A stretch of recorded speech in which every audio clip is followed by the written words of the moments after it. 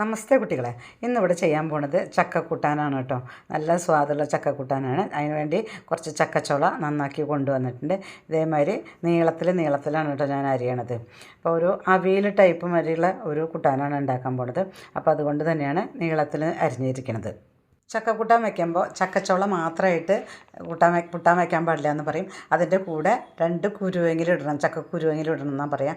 അപ്പോൾ ചക്കച്ചുളയും ചക്കക്കുരുവൊക്കെ അരിഞ്ഞു വെച്ചിട്ട് അതിലേക്ക് കുറച്ച് മഞ്ഞൾപ്പൊടി ഇട്ട് കൊടുക്കാം. അതിന് ശേഷം നമുക്ക് ചക്ക വേവാനുള്ള വെള്ളം ഒഴിച്ച് കൊടുക്കാം. സ്റ്റവ് ഓൺ ചെയ്ത് ചക്ക അടുപ്പത്ത് വെച്ചിട്ടുണ്ട്. അതിലേക്ക് ചക്കയ്ക്ക് വേണ്ട ഉപ്പിട്ട് കൊടുക്കാം.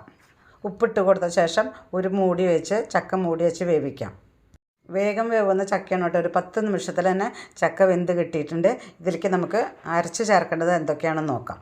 ചക്കക്കൂട്ടാനിലേക്ക് അരപ്പിന് വേണ്ടത് 1 മുറി തേങ്ങ, 4-5 ഉള്ളി, ചെറിയ ഉള്ളി, 4 പച്ചമുളക്, കുറച്ച് ജീരകമാണ് കേട്ടോ വേണ്ടത്. ഇതൊക്കെ മിക്സിയിലിട്ട് അരച്ച് കൊണ്ടുവരാം.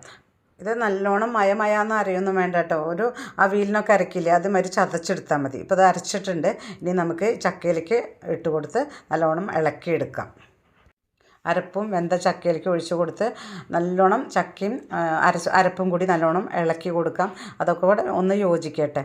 ഇതിൽ ഞാൻ ഇവിടെ പച്ചമുളക് 4 ഇട്ടിട്ടുള്ളൂ. ആ പച്ചമുളക് എരിവുള്ള കാരണം കൊണ്ടാണ് 4 ഇട്ടിരിക്കുന്നത്. നിങ്ങൾക്ക് എരിവ് കൂടുതൽ വേണമെന്ന് വെച്ചാൽ കൂടുതൽ പച്ചമുളക് ഇടാം കേട്ടോ. അപ്പോൾ ഇനി നമുക്ക് അതിലേക്ക് കറിവേപ്പില ഇട്ട് കൊടുക്കാം. ഇതിൽ വറുത്തിടൊന്നുമില്ല കേട്ടോ. ഇതിൽ കൂടുതൽ എന്താ ചെയ്യുക വെച്ചാൽ കുറേ കരുവേപ്പില ഇടും, അതുമാതിരി തന്നെ കുറേ വെളിച്ചെണ്ണ, നല്ലോണം അത്യാവശ്യം വെളിച്ചെണ്ണ ഒഴിച്ച് കൊടുക്കണം കേട്ടോ. നല്ല സ്വാദാണ്. ഈ കരുവേപ്പിൻ്റെ ഇല ഇട്ട ശേഷമാണ് പച്ച വെളിച്ചെണ്ണ ഒഴിക്കുന്നത്. അപ്പോൾ നല്ലൊരു മണം ഉണ്ടാവും. അതിന് ശേഷം ഇത് മണം എപ്പോഴും നിലനിൽക്കാൻ വേണ്ടിയിട്ട് കുറച്ച് ഒരു 2 സ്പൂണ് പച്ചവെള്ളം ഒഴിച്ച് കൊടുക്കുക.